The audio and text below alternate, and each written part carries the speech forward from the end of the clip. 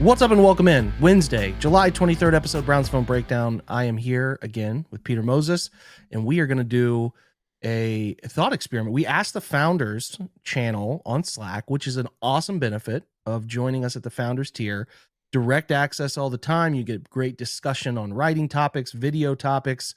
It's really a direct line, and I don't know, man, it's one of the best lively Cleveland chats that is right there in your phone I've ever been a part of. We love the group. It is something you should join if you want to just have good Cleveland. We talk Cavs, we talk everything, Guardians. So jump in there and take advantage of that. It's a great offer. We have some stellar offers going to join us right now. 10% off as the season starts. Training camp rolling in, and as a part of that, we wanted to do a fun little, always looking ahead at the season at this point, game of Would You Rather with topics that are wide ranging from our folks. Some folks took it very serious.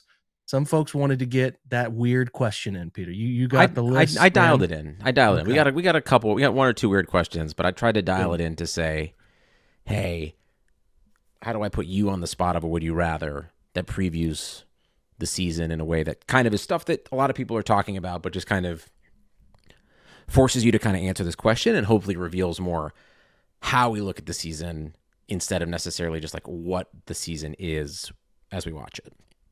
Love it. Let's do it. I can't All right, wait. first one kind of kicked this off for me, and I actually saw this on Instagram, and I just want you to take this in. Jake, we have golfed before. You are a golf guy. You like to golf. You hope to golf in the future for the rest of your life. So I want to know off the rip, a little bit larger question. Would you rather become a scratch golfer or guarantee the Browns will win a Super Bowl in the next 5 years, but you will never, ever get any better at golf for the rest of your life than you are right now? That's a great one. That is so good because I am borderline at times obsessed with trying to figure out golf. I think you and I have talked about this, and I don't want to get too far in the weeds on this stuff, but like there's a fundamental to the swing that like I was just never taught. So I've been like, I do a lot of YouTube videos. I'm too bullish to go get a lesson from a professional. I should just do that. But I follow all these Instagram accounts and I try, but I'm also a dad of 2 kids who are 7 and 3. Our youngest just turned 3. And the time to be good that it needs, like 3 times a week of playing, it's really not that feasible for me right now. But your question says that I can never really get better. But, no, you will never get better. Yeah, I know. Ever. I can never, ever get better than where I am right now. And we today. played, and you played pretty well when we played. I have moments. I think what I would say is I'd rather have a Super Bowl. Because I think like I can still have fun golfing at the skill I am right now. Like I'm not out walking 18 and grinding to try to maybe find a lead. Like, would it be awesome to be a scratch? Like the feeling of knowing every entry, like just striking the ball well every time. And yeah, that's great. I do, but I have some holes I play where I do okay. So like I could listen, the idea, the notion the Browns winning a Super Bowl, and I also get to accelerate it to within 5 years, which is the peak of my young children becoming Brown, like what I need to do to get them to become Browns fans.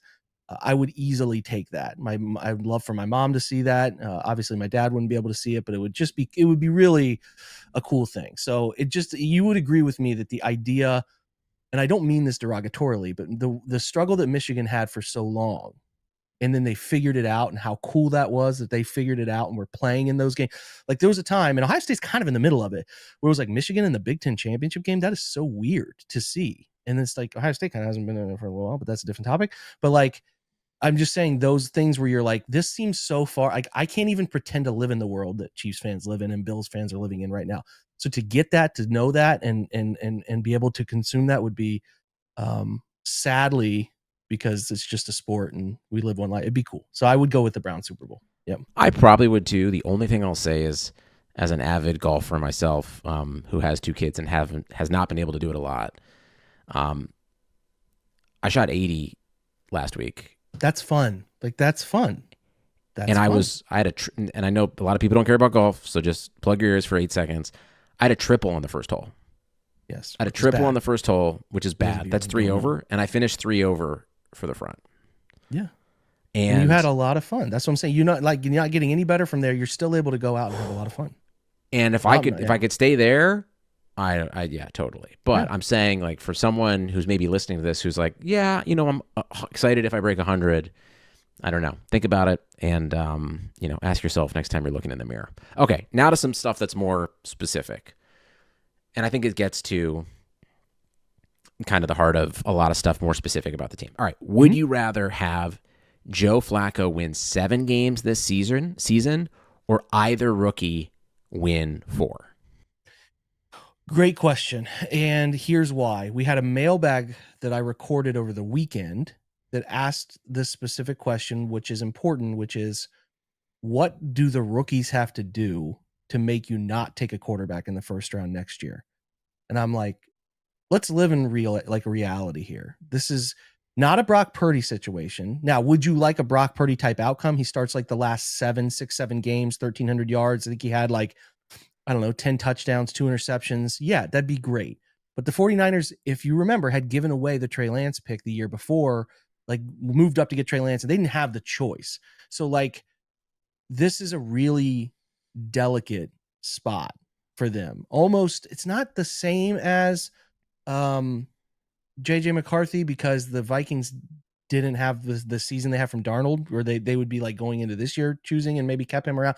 What I'm getting at is to the crux of that question, one of the rookie, one of these rookies establishing themselves and being really good is an awesome outcome, but there's so much nuance to it, right? There's just so much nuance to it that what is the cutoff line?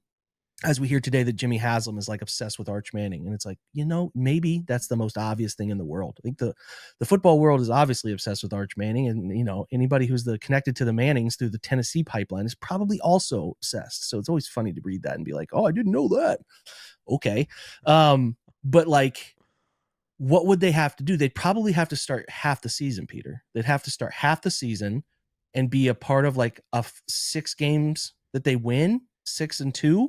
I'm talking, you might have in this scenario, the Jags maybe have the 8th pick and you get the 8th pick. And if the Browns win enough games, then you're picking in the middle of the first round or maybe late first round, because you win 9 games. So you don't really have, you could combine those picks to move up, but that's where it gets tricky. Now, if the rookies are playing fairly well, but you still have the Jags pick and then you have your own pick that's maybe 3rd or 4th. I'm just looking at plausible scenarios that mean you don't take a quarterback. Even if one of the rookies play well and the Jags bottom out and have a bad season, Lawrence gets hurt, whatever, and they give you a top pick, I'm still inclined to take a quarterback, because until I feel like I have a stone cold killer at the position, I'm not comfortable not using assets to solve it.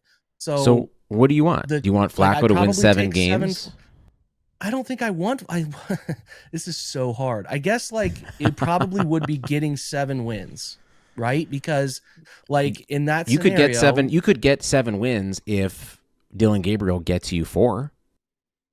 I mean, in theory, but if Joe's winning 7, that means maybe I guess it comes down to, is he starting all year? There's some caveats to that, but would it be really cool if Dylan Gabriel, Shador figure it out?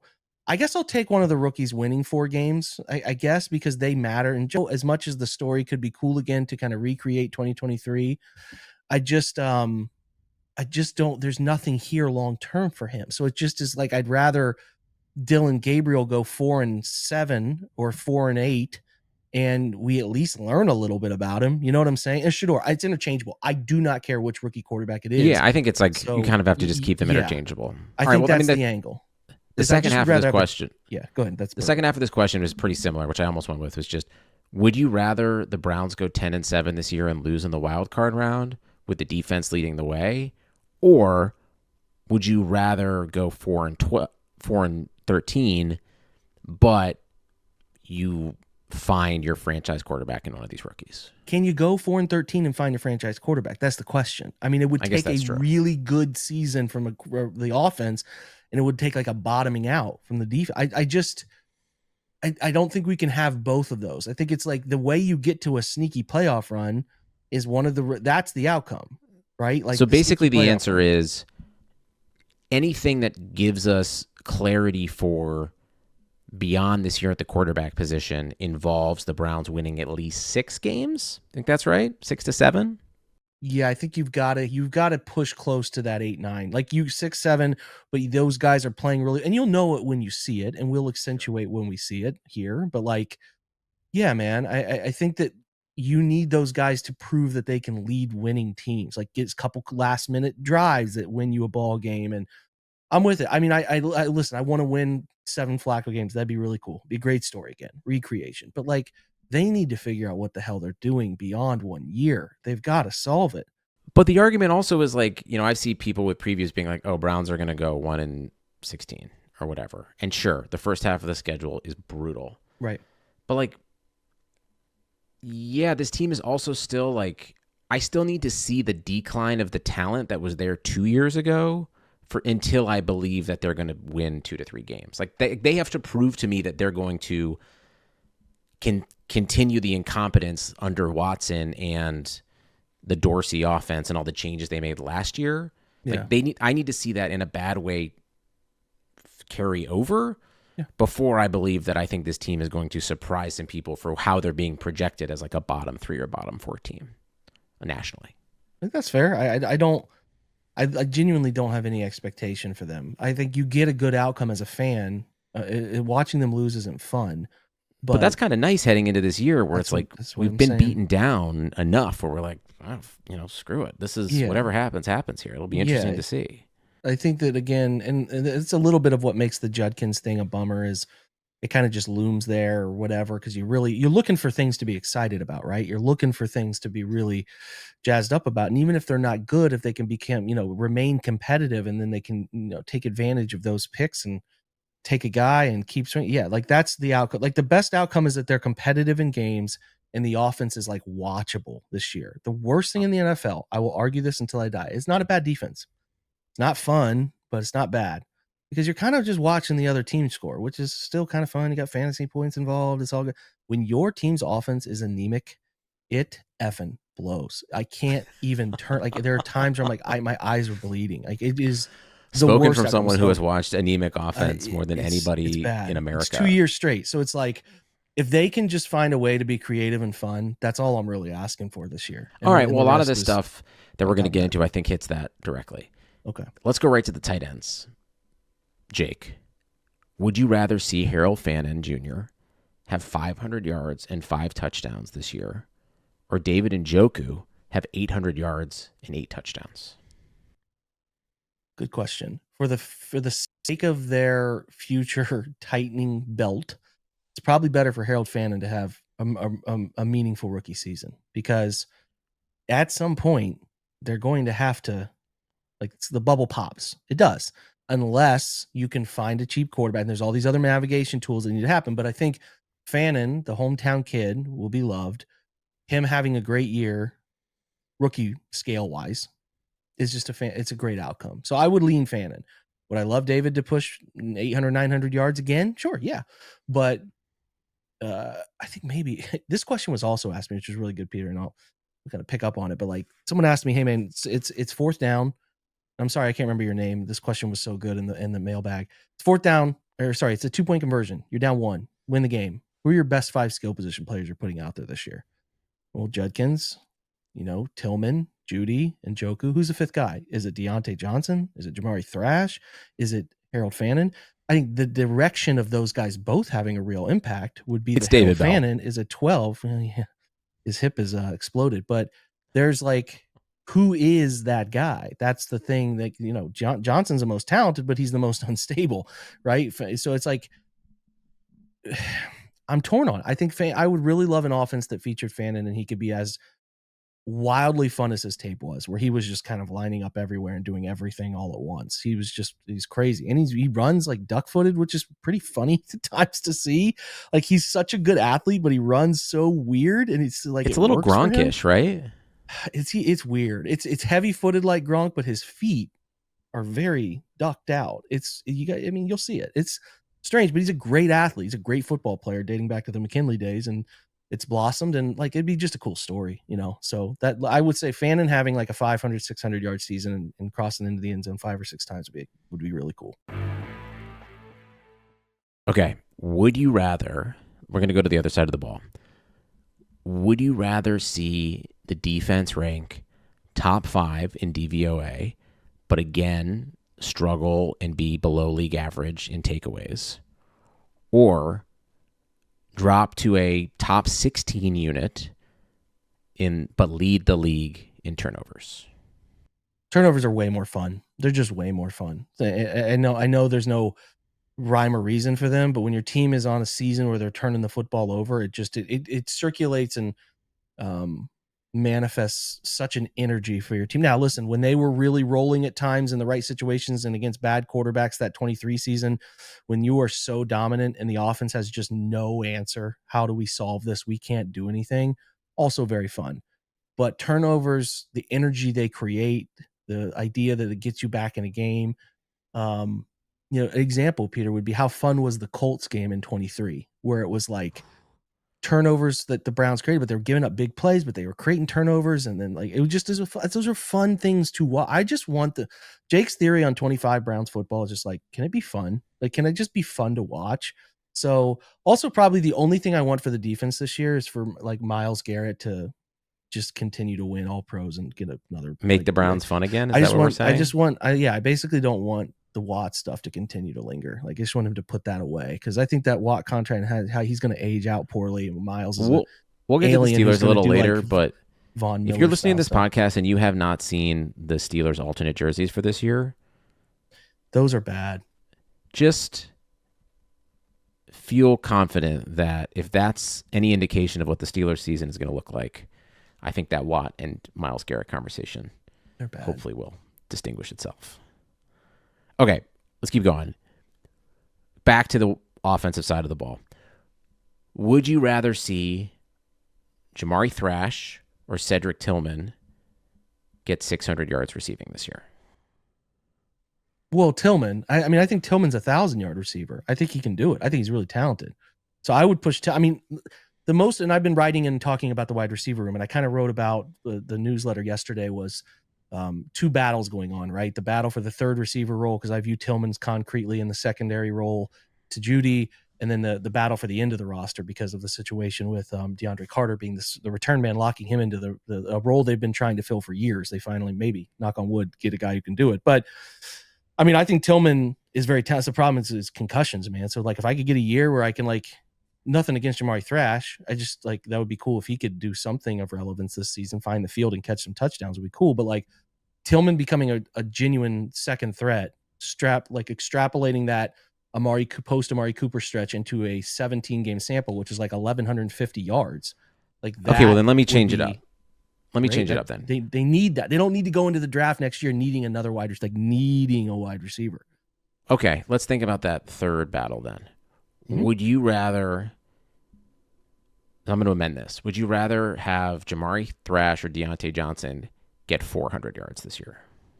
Oh, Thrash. Deontay's north of 30. He's 30, so like Thrash becoming a nice player, he's done a rookie contract for a couple more years. If Johnson has like a decent year, he's going to want some money. You know what I mean? Like, so he in theory, he's pretty good.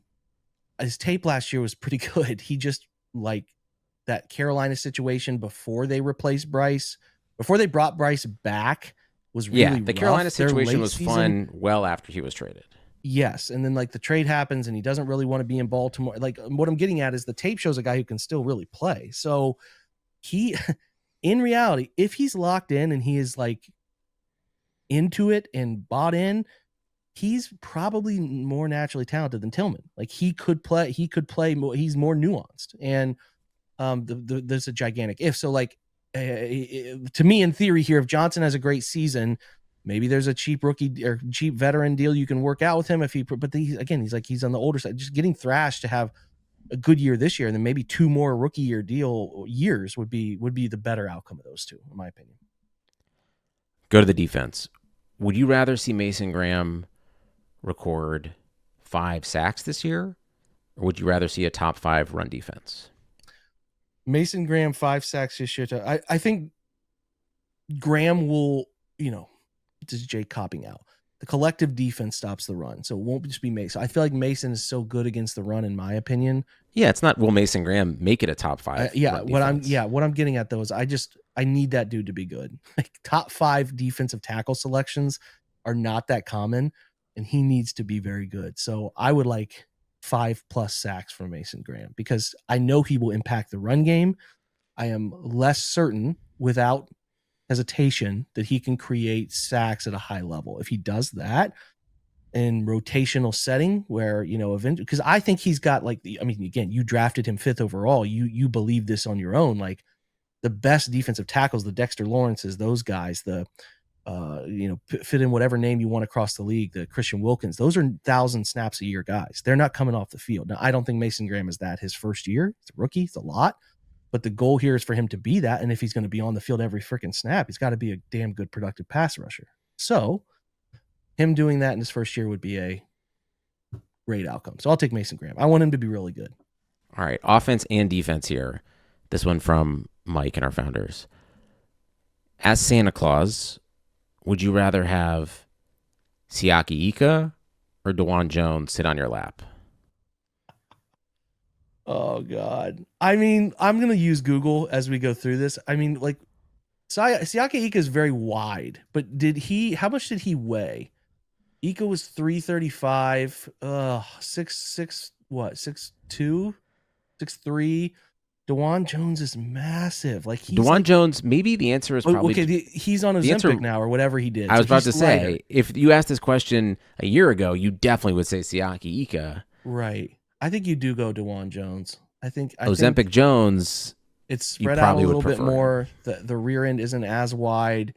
He's probably not going to give you that weird chuckle that Ika will give you. And I'm also just like really annoyed with Siaki Ika because he's really bad at football at the NFL level. You don't want to give him a gift, basically. What a great question. It's fantastic thought process from our guys. Okay. Back to the defense. All right. Would you rather see Martin Emerson or Greg Newsome play themselves into a new contract this year? That's a really good question. I would love for both of them, but you can only have one. I know. I think I would lean Emerson. I find him less annoying, I think, is the thing. He's less dancey. I don't know, man.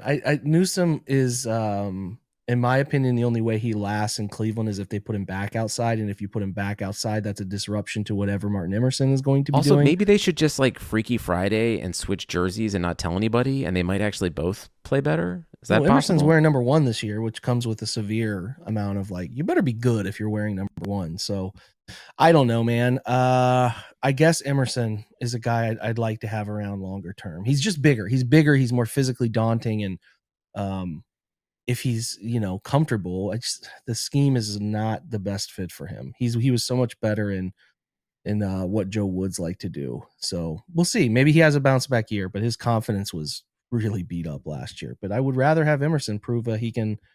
It's a big year for him. It's a big year. All right. I took a risk with this one. League average last year in field goal makes was 84%.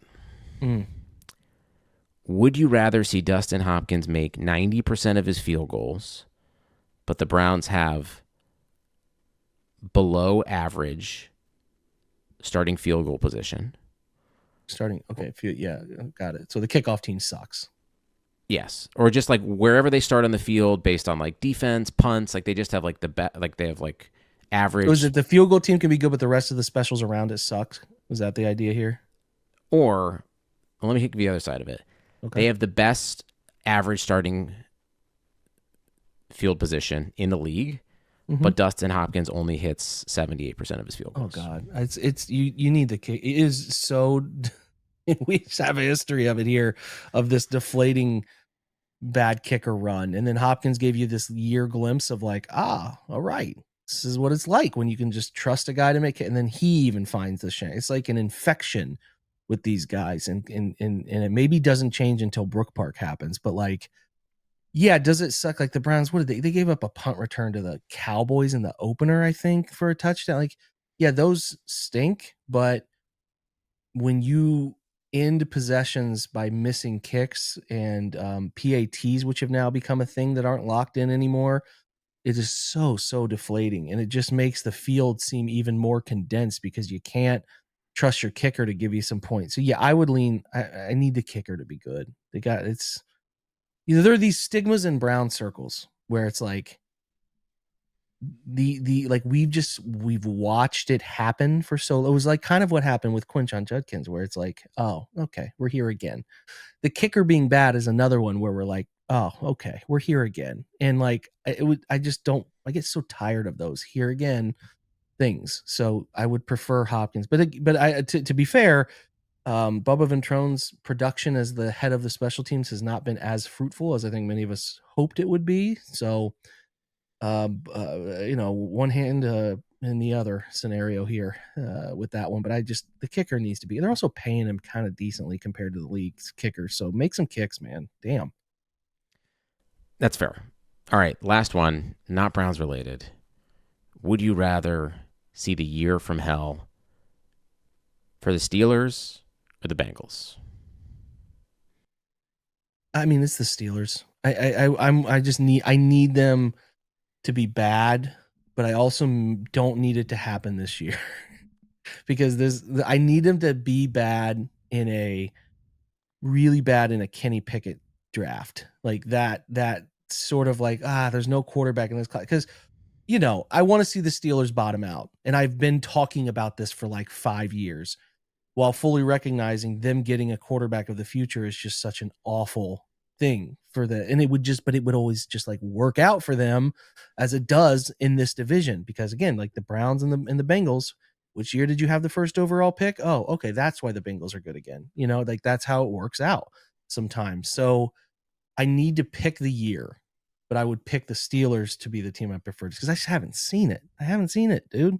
But that's exactly what you're saying. It's like if they have like the real year from hell, they are getting one of the quarterbacks that everybody's going to be salivating for next year, potentially. Or maybe that's what I'm getting at. So let me pick the year on that one. But yeah, like maybe the real hell is 9-8.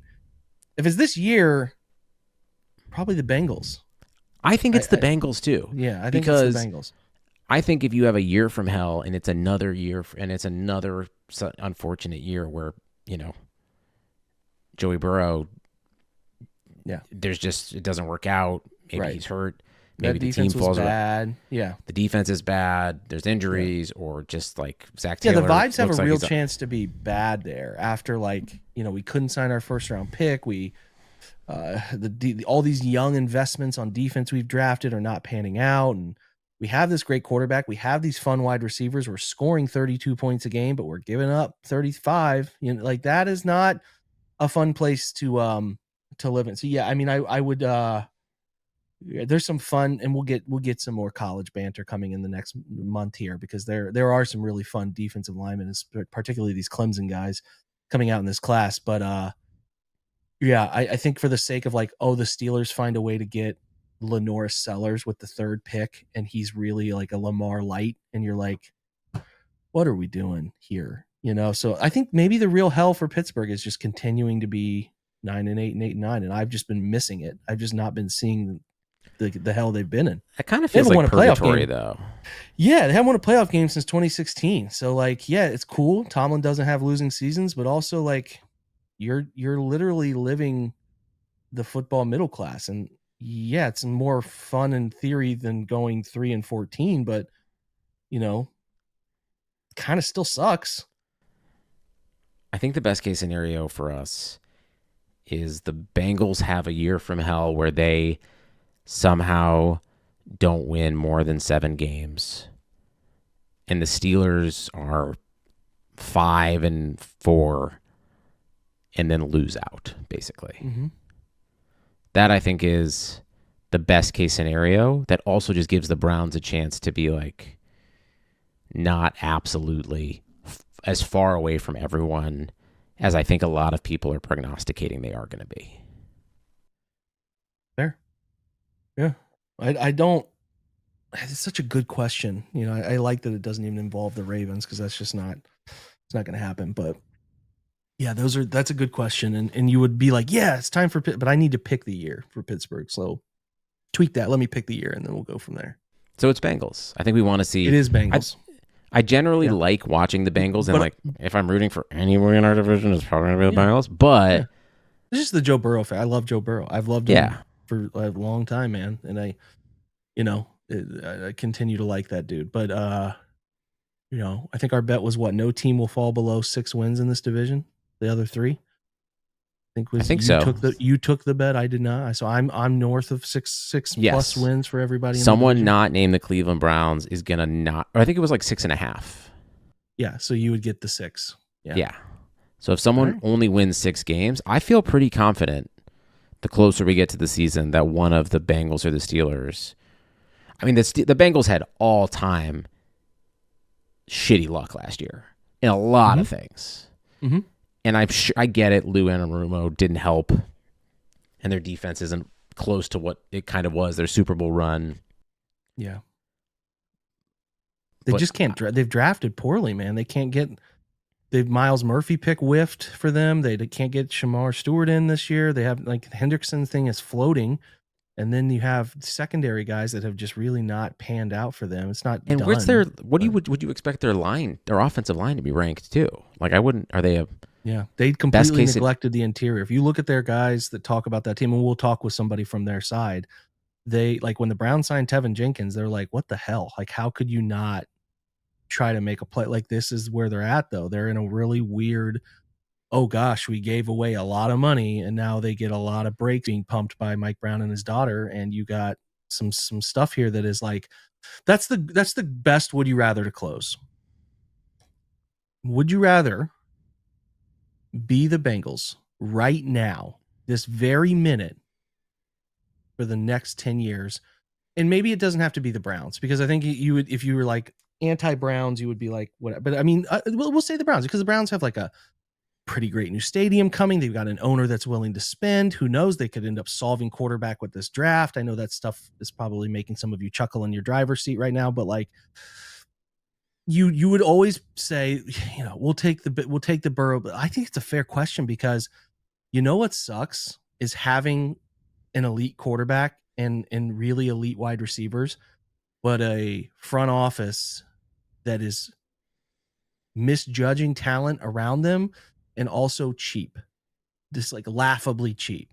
And it's like, would you rather be that close? Like, knowing if we had Jimmy Haslam running our organization from a fiscal perspective, we would be the next Kansas City. Like, you still got to draft guys, you got to do all that stuff, but like the way the Haslam structure can overwrite mistakes, and the Hendrickson deal would be done and everybody would be happy, and like they would be aggressive in free agency. I'm just like, that has to be, in a different sense, crippling to know, like, we're right there. We have everything from a theoretical standpoint, the hardest things to acquire. So what about this? For the next 10 years, would you rather be the Steelers, the Bengals, or the Browns? Well, I don't think I'd want to be Pittsburgh, in the sense that, like,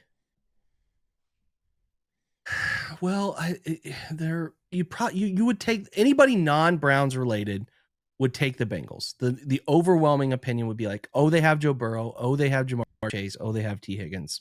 That's fine. I'm just going to take that, and that's the right answer.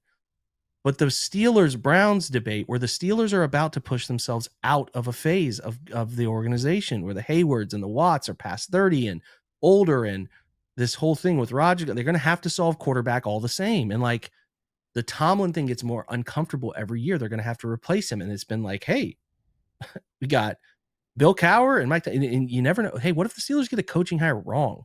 Like, that's possible. So yeah, man, I think obviously the Ravens, you're taking the Ravens 100 out of 100 times in this division right now. You would take Cincy second, but I think it's non-biased, questionable whether you would want to be Pittsburgh the next 10 years. It's interesting. Pedigree probably tells you that an overwhelming majority would laugh at the Browns and be like, yeah, we're taking Pittsburgh. It's done. We're good. But I do think it's at least a discussion-worthy question, because their problems are similar to the Browns' problems in a lot of senses. I mean, looking back the last 10 years, we have more playoff wins than them. So I think it's the closest the Browns and Steelers have been across a 10-year span in a long time, since the early 90s, for sure. It's definitely not us climbing up. It's definitely them falling down, but hey, baby, I'll take it. We'll take it. That's it for the show. Would you rather version? I had a blast. A lot of great questions. A huge thank you to the Founders member channel, who fired off some great questions to us. We'll do more of these. Maybe even do a same edition of this in the middle of preseason, where we have some, would you rather keep this player or that player, or make a trade, or any of those fun questions. We'll get to them. Join the Founders member tier. think you should. I have one more I think you'd bonus for enjoy you, it. actually, Jake. Oh God, Would you you're rather stopping mid-close? Give it to me. No, would you rather trade Kenny Pickett to the Titans for a 6th-round pick, or would you rather trade Kenny Pickett to the Titans for a 6th-round pick? I would trade Kenny Pickett for a pack of, bubble gum. So I'm good on any pick you get back for Kenny Pickett and shipping him anywhere.